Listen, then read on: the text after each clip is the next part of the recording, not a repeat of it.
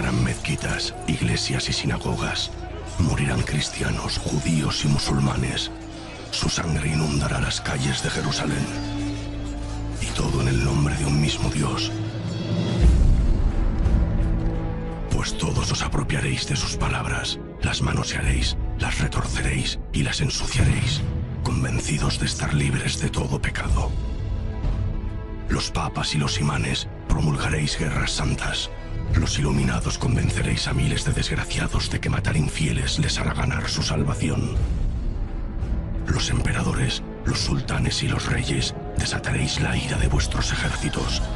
Y así, llenos de arrogancia, os plantaréis ante las puertas del cielo y gritaréis: mira todo lo que he hecho por ti, Señor. No merezco entrar en tu reino. Y no hallaréis respuesta, solo silencio. Pues el infierno está lleno de buenas intenciones. Por vuestra culpa nacerá la Orden de los Caballeros Templarios. Esos demonios han jurado servir a Dios hasta las últimas consecuencias. Y armados con la coraza de la fe, desatarán la ira de Dios desde Jerusalén hasta las costas de la Lusitania.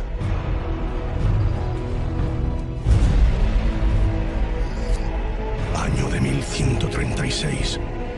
La tierra de Palestina y la península ibérica se han convertido en un eterno campo de batalla.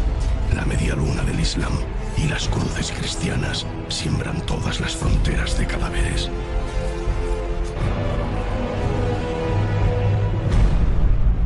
La muerte os esperará en todas partes, pero si sois prudentes, en todas partes la esperaréis vosotros.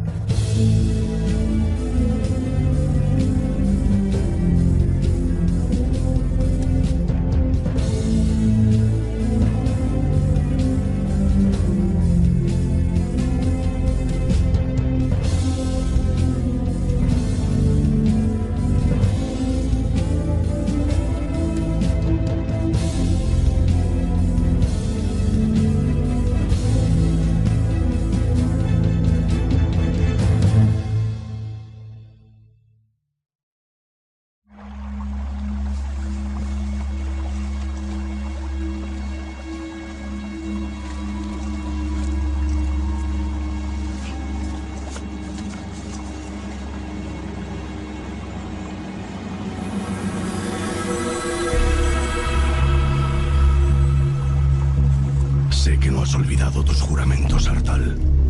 Así que no logro entender qué haces huyendo. Solo la orden directa de un superior podría hacer que uno de los mejores caballeros que haya servido nunca en la Orden del Temple se encuentre en esta vergonzosa situación. Así que dime, pequeño Artal, ¿cuál es esa orden que tanto empeño dedicas en cumplir?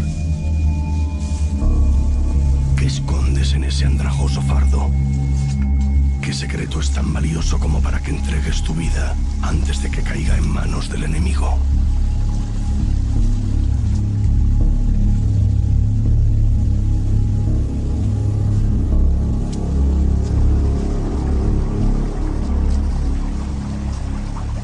Un templario, según su diario militar, según sus ordenanzas militares, no podía abandonar jamás la batalla, salvo que lo ordenara el maestre, el prior. Tenían reglamentado que no podían retirarse de la batalla a menos que fueran superados en una proporción de 3-1.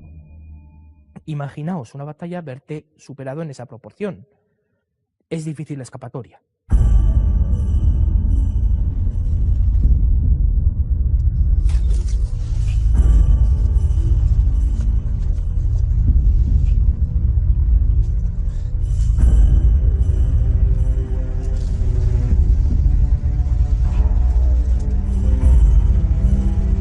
Realmente era muy raro, o la masacre debía de haber sido muy salvaje para que un único templario quedara solo en pie en el campo de batalla. Esos cazadores sarracenos se cobrarán hoy una deliciosa presa. Has logrado despistarles, pero te degollarán. Registrarán minuciosamente tu cuerpo y limpiarán la sangre de sus dagas con tu hábito blanco. ¿Estás seguro de lo que vas a hacer, Artal? ¿Estás seguro de querer entregar tu vida por cumplir una estúpida orden? Un templario nunca tenía que renunciar a la batalla, huir de la batalla, salvo que recibiera esa orden. No es la primera vez que dudas, lo sé. Después de todo, Dios nunca se ha dignado a hablar contigo directamente. ¿O sí lo ha hecho? ¿Quién si no te convirtió en un huérfano más a las puertas de un monasterio? ¿Fue Dios quien se llevó a tu madre o fue la peste?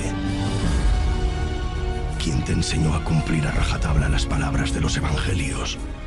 ¿Fue Dios o fueron los monjes? ¿Quién colocó una espada por primera vez en tus manos, Artal? Dime, ¿quién te enseñó a usarla? ¿Quién te enseñó a soportar el dolor?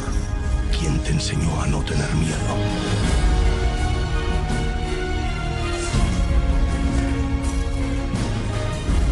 Los templarios sangraban. Los templarios, aparte de miedo, tenían dudas, tenían conflictos personales. Desde luego esto no responde exactamente a los principios que Hugo hubiera querido para una orden de una virtud y de una entereza tan ideal. Pero al final, después de todo, son humanos, son personas como las podríamos ser cualquiera de los aquí presentes. Lo ideal para profesar en la Orden del Temple es haber sido novicio antes de jovencito, desde muy pequeño, de un monasterio, claro. Por tanto, sí que es verdad que había novicios de la Orden del Temple que venían, que procedían de monasterios cistercienses porque su reconversión al Temple era mucho más fácil. En ese sentido, tuvieron que llevar a cabo una serie de prácticas de verdadero lavado de cerebro para que esta gente, para que estos soldados estuvieran imbuidos de esa idea hasta el final. ¿De quién era toda esa sangre que has derramado? ¿Era de los enemigos de Dios o de los enemigos del Temple?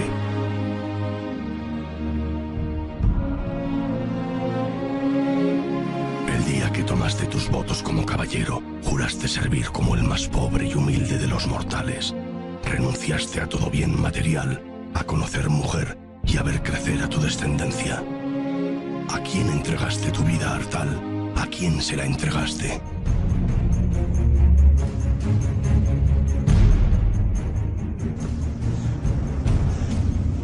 La idea de entregar la vida por una causa alta, ¿no? Tiene mucho que ver con la forma de entender la vida presente. Si aquel hombre vivía la tensión de la vida temporal, digamos, de esta vida, y al mismo tiempo de la trascendencia, y era un hombre profundamente creyente, pensaba que esta vida es solamente transitoria, que es solamente camino, pasajera, como una vía para ganar la otra. Ellos se consideran potenciales mártires, ¿no? Se habla de los freires definidos como aquellos que son capaces de derramar hasta 7 veces al día su sangre. Lógicamente eso puede acabar en el martirio y es algo que ellos saben que puede ocurrir así, ¿no? Por lo tanto, desde ese punto de vista, el martirio se entendía pues, como el supremo sacrificio para alcanzar la otra vida, que era la perdurable y que era la verdadera vida.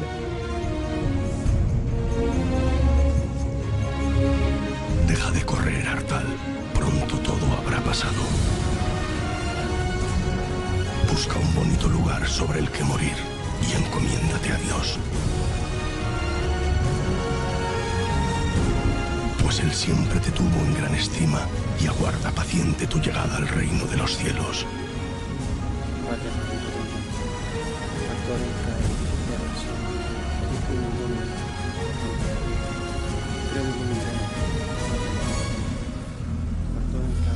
Descansa en paz, Artal.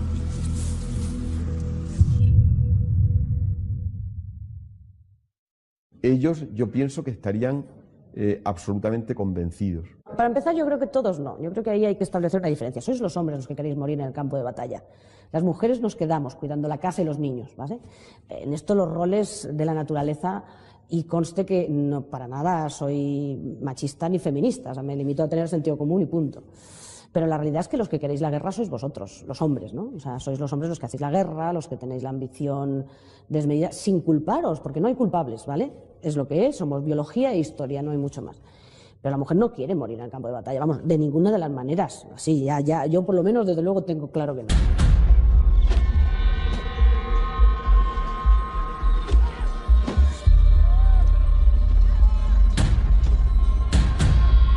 Anoche cenasteis todos lo mismo. Unas gachas demasiado cocidas y un pedazo de cordero que no consiguió darles sabor. Si alguno de vosotros sale con vida de este bosque, las recordará como la cena más suculenta de toda su vida. Dejadle ahí. No estáis en condiciones de cargar con más heridos. Ya solo quedáis 20 hombres en pie, y al final del día seréis muchos menos.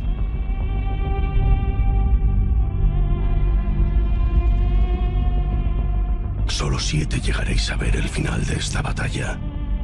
5 desgraciados con mucha suerte de los que nadie volverá a hablar. Un héroe y un rey.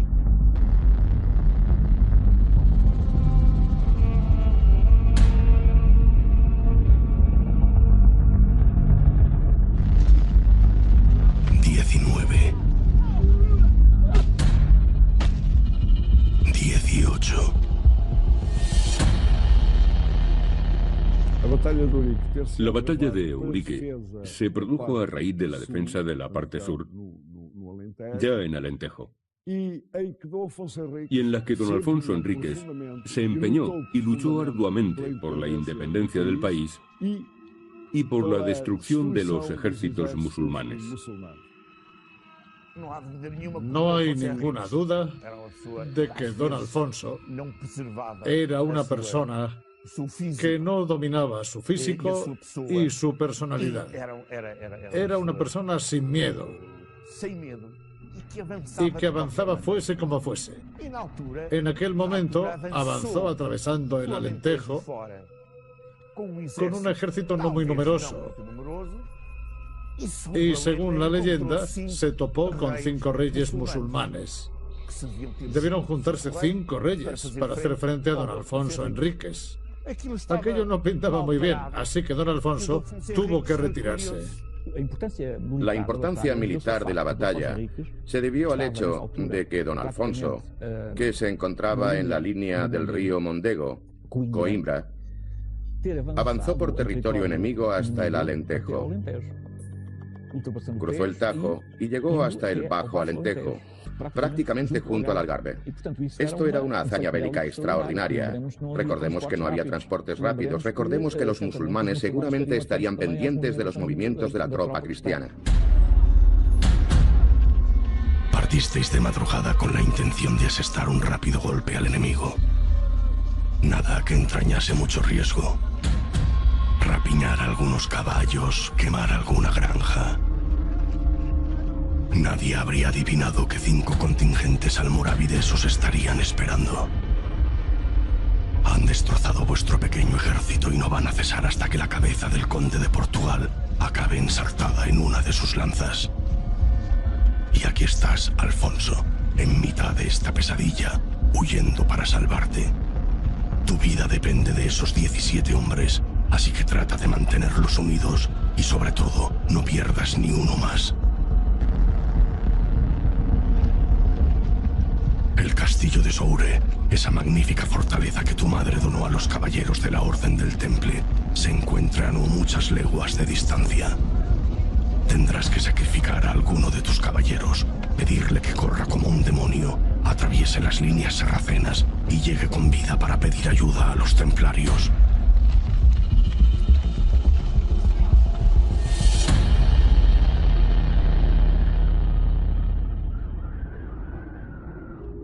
Para cuando tus hermanos hallen tu cuerpo, el dolor ya habrá pasado.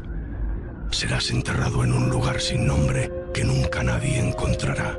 Y en la muerte serás aquello que fuiste en vida, un templario más. Nada podrás llevarte, pues polvo eres, Artal, y en polvo has de convertirte. Un templario debía todo lo que era a la propia orden. Más allá de hecho, no era nada. Nada. El templario solo es depositario de objetos, nunca propietario. Nada le pertenece. Ni siquiera la propia correspondencia que le puedan mandar pertenece al templario. Las espadas pertenecían a la orden exactamente igual que sus cotas, sus sobrevestas, sus túnicas y sus mantos. Y aunque es cierto que se les podía dar algún tipo de mortaja o incluso utilizar el hábito en alguna ocasión como mortaja, lo cierto es que esto no era así. La orden recogía todos los bienes de un hermano y acto seguido los repartía, ya fuera entre los pobres o entre el resto de los hermanos. Es bastante significativo saber que al templario se le enterraba al modo cisterciense, completamente desnudo, envuelto en un sudario sobre una tabla y enterrado boca abajo, porque no es digno de mirar al cielo.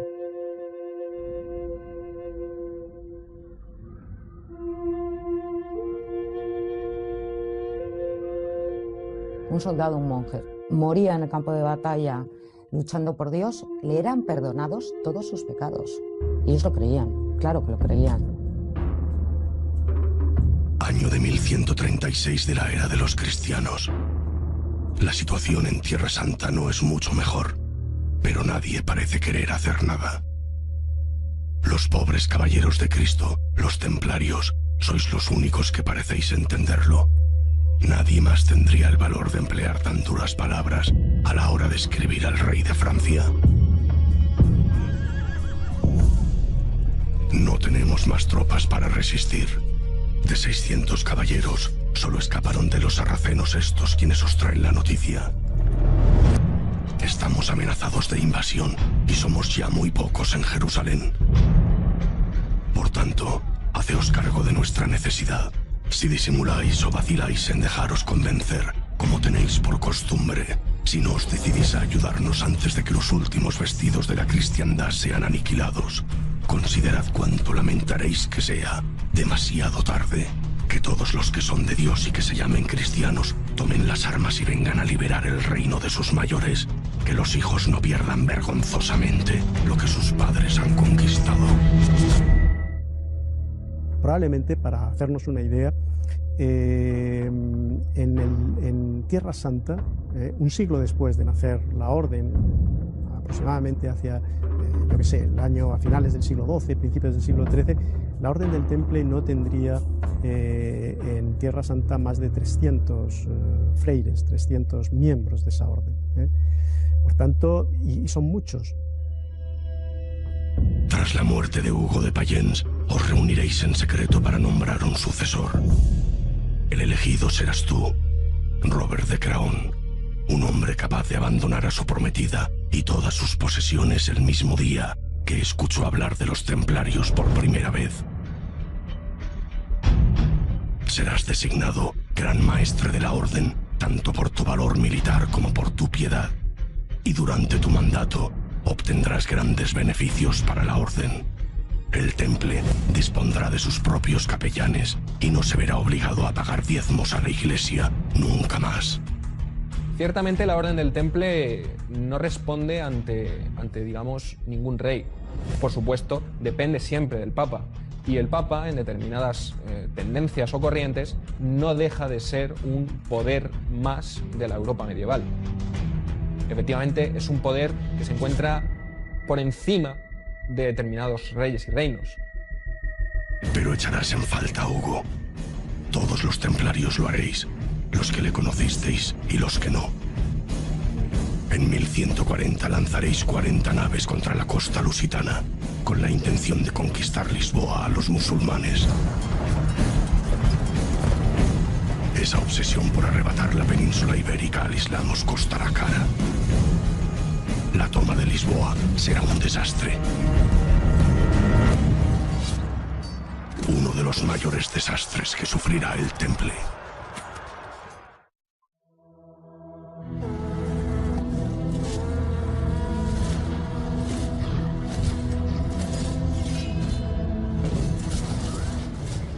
Dicen que antes de una batalla, el miedo provoca un desagradable olor a vómito. Pero esa sensación desaparece en cuanto matas al primero de tus enemigos. O él te mata a ti. Hace frío y estáis cansados. Lleváis demasiado tiempo resistiendo y las gachas hacen estragos en vuestros agitados estómagos. Ni se os ocurra rendiros, pues ellos no tendrán piedad si lo hacéis.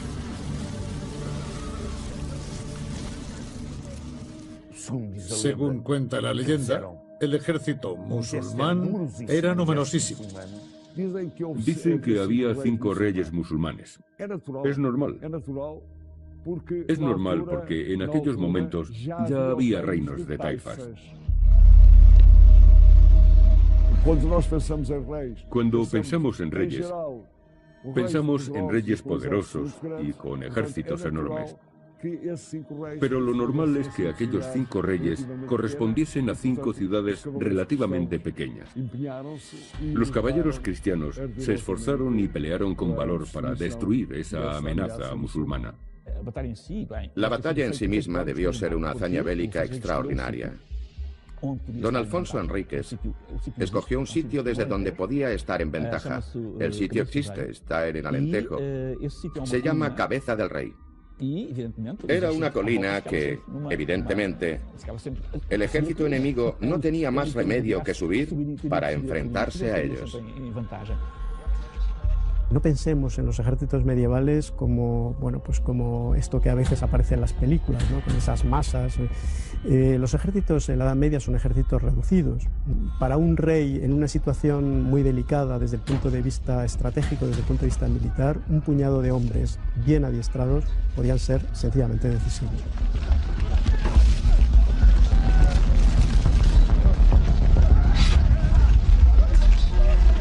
No descuides la retaguardia, Alfonso. Por mucho que quieras apresurarte, no vas a llegar muy lejos tú solo. Este monte está infestado de sarracenos. 5 ejércitos tratan de daros caza. Y cada vez que uno de tus hombres se queda rezagado más de 2 palmos, se convierte en pasto de las mazas y espadas almorávides.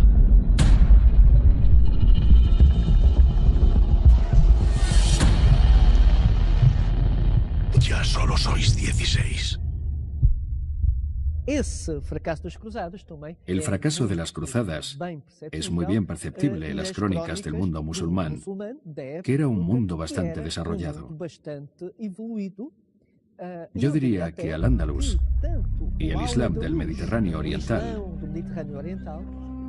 tenían incluso aspectos más evolucionados en cuanto a cultura y tradición. Basta con decir que si no fuera por los grandes intelectuales del Islam, no habrían llegado hasta nosotros algunas de las obras de Platón, por ejemplo. Así que tuvieron una gran importancia como hilo de transmisión de una cultura que yo llamaría mediterránea. Dejad que os cuente una historia. Escuchadla y aprenderéis algo. Un día, un gobernador cristiano escribió a un sultán para rogarle que le enviara un médico para tratar algunos casos urgentes. Los árabes escogieron a un doctor llamado Tabet. Este solo se ausentó unos días y luego regresó. Todos sentían gran curiosidad por saber cómo había conseguido curar a los enfermos tan rápidamente y le acosaron a preguntas. Tabet les relató: han traído ante mí a un caballero que tenía un absceso en la pierna y a una mujer que padecía de consumición. Al caballero le puse un emplasto en la pierna, el tumor se abrió y mejoró. A la mujer le prescribí una dieta para mejorar el temperamento. Pero entonces llegó un médico franco, muy enfadado, y gritó: ese hombre no sabe tratarlos. Me apartó de un empujón y le preguntó al caballero: ¿qué prefieres? ¿Vivir con una sola pierna o morir con las 2? Como el caballero contestó que prefería vivir con una pierna, el médico ordenó que trajeran a un soldado fuerte y un hacha bien afilada. Ante mi vista, el soldado le asestó un hachazo en la pierna y el caballero murió casi en el acto. En cuanto a la mujer, el médico franco la examinó y dijo: tiene un demonio en la cabeza, cortadle el pelo. Y se lo cortaron. Tomó una navaja barbera, le hizo una incisión en forma de cruz, dejó al descubierto el hueso de la cabeza y lo frotó con cal. La mujer murió en el acto. Entonces yo pregunté: ¿ya no me necesitáis? Me dijeron que no, y regresé tras haber aprendido muchas cosas que ignoraba sobre la medicina de los cruzados.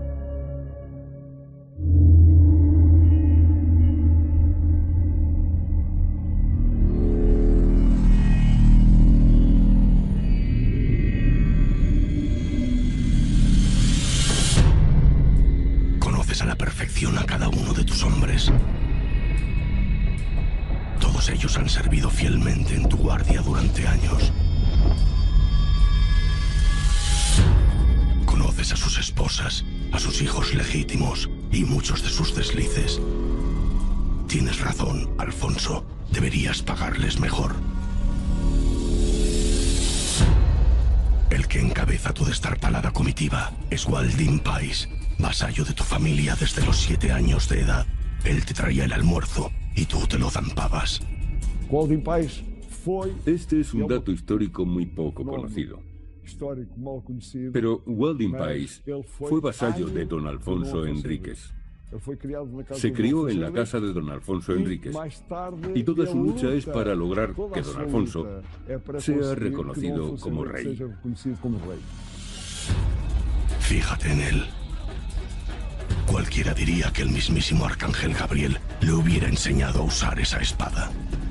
Prométeme, Alfonso, que si Dios nuestro Señor obra un milagro y te saca vivo de este infierno, lo primero que harás será nombrarle caballero. Prométemelo.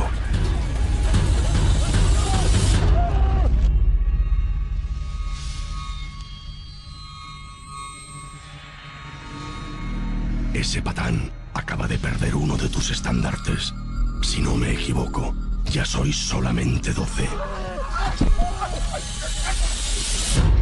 ¿Llevo bien la cuenta, Alfonso? Hay quien no cree en la batalla de Eurique. Hay historiadores que no creen en esa batalla y dicen que tiene un valor simbólico. Bueno, pero es que alguien se cree que la historia es toda verdad. No, vamos a ser un poquito serios. La historia siempre se ha dicho, y esto lo sabe todo el mundo, la escriben los vencedores. Los vencedores o los que les interesa algo, o los que tienen algún objetivo, o los que... Y más en una época como la época medieval, que se escribía sobre pergamino, y entonces, bueno, había que rascar lo que había antes si querías reescribir algo. No es como hoy, que tenemos nuestras pantallas de ordenador y, oye, con luz y ceros y unos lo escribimos todo. No necesitamos ni papel. Los registros que nos quedan de aquella época, la mitad son como poco dudosos, como poco. Todo habrá acabado antes de que el sol se esconda. 7 de los vuestros volveréis a casa. 5 hombres de los que nadie volverá a hablar. Un héroe y un rey. En el año de 1139 de la era de nuestro Señor y Hacedor de todas las cosas, encontrándose las tropas cristianas en gran inferioridad numérica y ante 5 ejércitos de 5 reyes moros, Cristo, nuestro Señor, descenderá de los cielos y se mostrará ante don Alfonso, único soberano de Portugal. Y los ángeles que con él vendrán le harán entrega de una cruz diciéndole, bajo este signo, vencerás. Yo diría que la tradición de Eurique, porque se trata de una batalla y de una tradición asociada a una batalla. Creo que esta es la batalla que marca el inicio mítico de Portugal.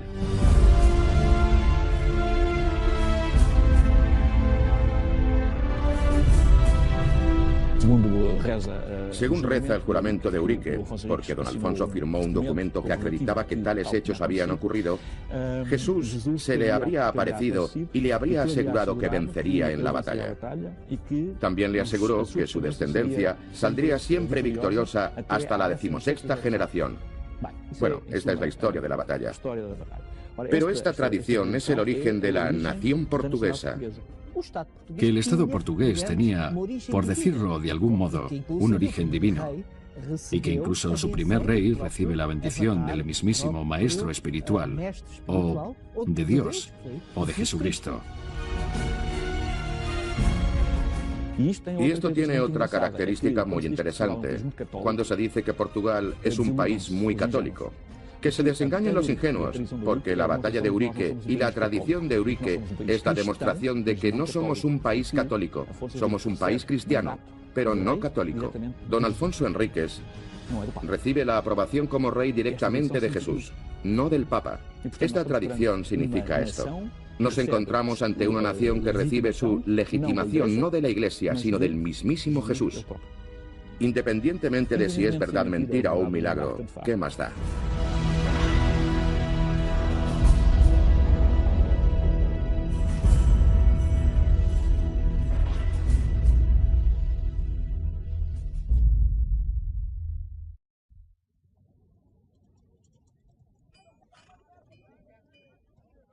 Una pregunta que también llama mucha atención es la disciplina de los templarios, ¿cómo se conseguía? Porque a los templarios se les ponían castigos y realmente podían sufrir a manos de la orden muchas penalidades, desde castigos físicos o incluso encerrarles en una determinada mazmorra, hasta perder el hábito o una mera falta disciplinaria. Existen muchos tipos de delitos por los cuales un templario podía ser castigado, desde perder un objeto que pertenecía a la orden, hasta robar o incluso practicar simonía, sodomía o relaciones sexuales con una mujer. Llama la atención, por ejemplo, el caso que cita la regla de un templario que, probando una espada, resultó que la espada se partió. No debió ser una buena espada. El templario fue castigado por ello. Capítulo 67 de la regla del temple. Si un hermano comete una falta, que descubra él mismo su ofensa y que reciba pues penitencia. La regla es la normativa por la cual se rigen los templarios. Regula cómo debe vivir un templario en su convento, pero también regula cómo debe vivir en campaña. Las penitencias, cómo se puede castigar a un hermano, por qué se castiga a un hermano. Todo esto que desde un principio te han dicho que estaba expresamente prohibido, podía llevarte ya a castigos mayores, largos encarcelamientos, azotes y ante todo y sobre todo la expulsión de la orden y evidentemente su enemistad perpetua. Ya figuras ahí como que has estado dentro, has profesado y has fracasado. Sin la regla no habría tanta disciplina, y la disciplina es una de las principales características que definen a los caballeros templarios. Tú entrabas perfectamente sabiendo a lo que te enfrentabas.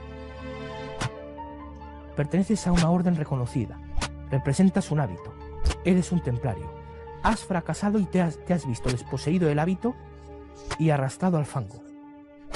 Ya no puedes volver. La pena de muerte no estaba contemplada en el retré, pero claro, ante un castigo excesivamente severo, la resistencia del cuerpo es la que tiene. Es una situación dura y evidentemente nadie la querría.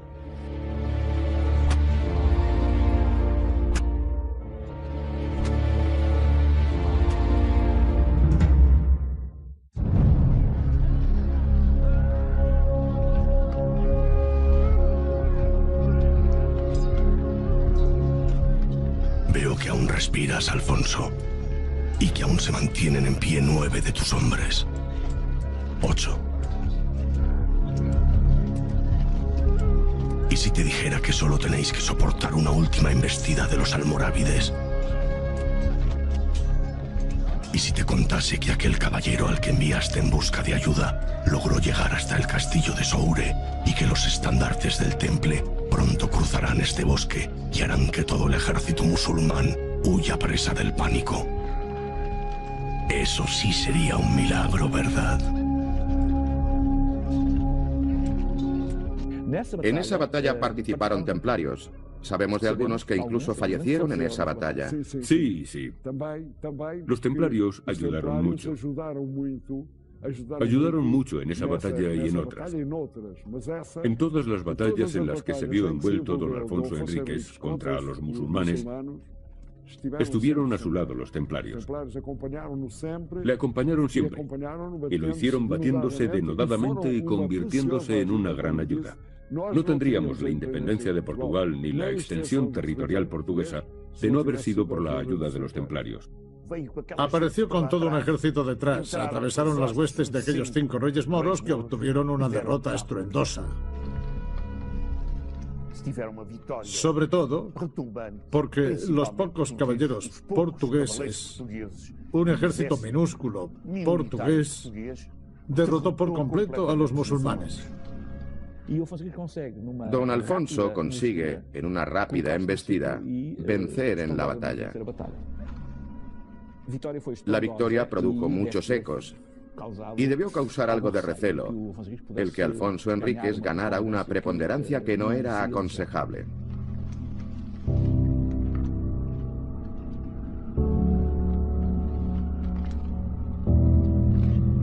Me prometiste que si acababa el día y aún seguíais con vida, armarías caballero a Waldín Pais, el mejor de tus hombres. Así que cumple tu promesa.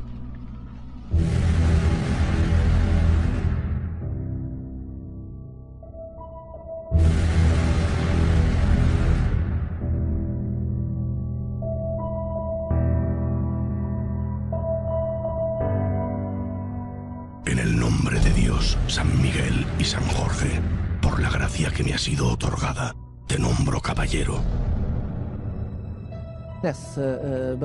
En esa batalla nombró caballero a su vasallo, a su amigo de la infancia, Gualdín País. Sí, señor. Se le nombró caballero en esa batalla.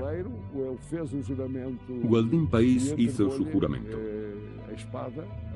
Y Alfonso Enríquez le entregó la espada con la que era hecho el juramento de los caballeros. Y tú, Alfonso, tú serás rey. Alfonso I, el conquistador, el primero de los muchos soberanos del reino de Portugal. El título de rey aparece a partir de Eurique, por eso es tan importante Eurique, y pasa a ser el gobernador del condado portugués. Había acabado con 5 reyes musulmanes. Comenzó a hacerse llamar rey y todo el mundo a llamarlo rey. A partir de este momento, él ya se considera rey, porque esta fue la victoria que lo consagró. La Orden del Temple se asentó en Portugal en un momento en que Portugal estaba viviendo un proceso de fundamentación de su independencia política. Entonces, contar con un resorte que dependiera de esa monarquía naciente y que en último término, bueno, significaba de alguna manera la bendición papal de la presencia de esa orden, que dependía en último término del Papa y por tanto de la existencia política de ese reino, que se construye con ese instrumento que es la Orden del Temple, ¿no? Sabemos que Alfonso Enríquez, el primer rey de Portugal, tuvo un especial interés en mimar, en desarrollar, en hacer donaciones a favor de la Orden del Temple y contó con la colaboración activa de los templarios en sus distintos hitos reconquistadores, que son, no lo olvidemos, los hitos de construcción de la independencia del Reino de Portugal. La importancia que tiene el concepto de orden militar en buena parte y sobre todo la importancia que tiene para los reyes es que las órdenes militares, el temple en primer lugar, que es el arquetipo de todas, ante todo conforma un ejército profesional, ¿no? Avant la lettre, ¿no? Antes de que existan los ejércitos profesionales, ¿no? Es una fuerza permanente, cosa que el ejército de la Edad Media no era concebido de esta manera, ¿no? Y además un ejército permanente ligado por votos religiosos, lo cual quiere decir que la disciplina y la jerarquía se respetaría, eventualmente se debería de respetar de una forma muy, muy especial. De ahí la importancia que tienen las órdenes militares y de ahí la importancia que tiene para los reyes.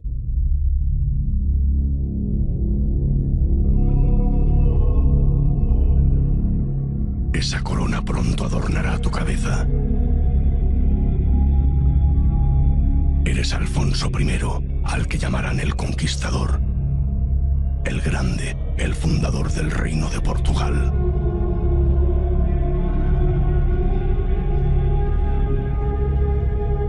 Tu reino nacerá mucho antes de que el Papa de Roma y los vecinos de la Corona de Aragón se dignen a reconocerlo. Pero ¿quién necesita el beneplácito de Roma cuando Cristo, el Hijo de Dios Todopoderoso, fue quien decidió que tú y no otro debía reinar? ¿Quién necesita el apoyo de la Corona de Aragón cuando tú ya tienes la tuya propia? Esa corona es tuya. Tuya y de las muchas generaciones que están por llegar. Aún pasarán 40 años antes de que el Papa reconozca a don Alfonso Enríquez como rey, pero lo hizo.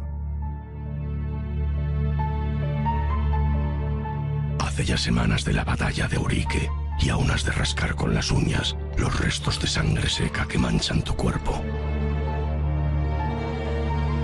Nunca habías visto tanta muerte, ¿verdad? Siento decírtelo, Gualdín, pero los pecados no se lavan solo con agua, ni siquiera los de un héroe.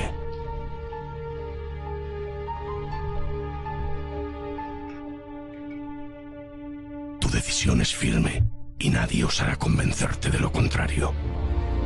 Hoy partirás a Tierra Santa para entregarte al servicio de la Orden del Temple. Allí pasarás 5 años combatiendo por Cristo nuestro Señor y purgando tus pecados con muchas más muertes.